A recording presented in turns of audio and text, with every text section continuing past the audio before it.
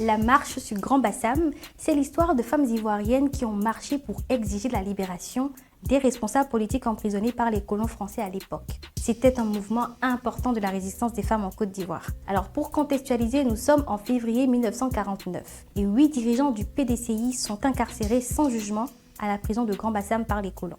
10 mois sont passés et aucune date n'a été fixée pour le procès. Les prisonniers ont entamé une grève de la faim, mais les autorités françaises se sont moquées en prétextant que les détenus mangeaient en cachette. Alors, les femmes et les sœurs des hommes emprisonnés se sont organisées pour les faire libérer. C'est Marie Corée qui a lancé l'appel au rassemblement et les femmes sont venues de partout. Donc le 22 décembre 1949, près de 500 femmes quittent Abidjan à pied pour un trajet de 40 km vers Grand Bassam.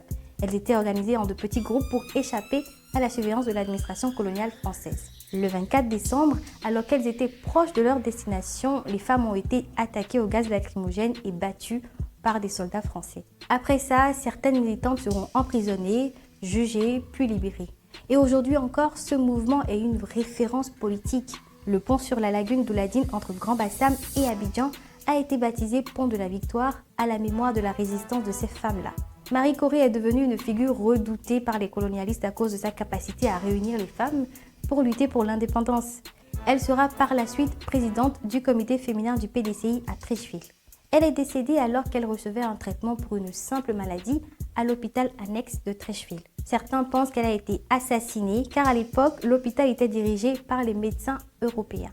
Mais son histoire a quand même réussi à s'unir à celle de tant d'autres femmes africaines qui ont été au centre de la lutte contre la domination colonialiste européenne.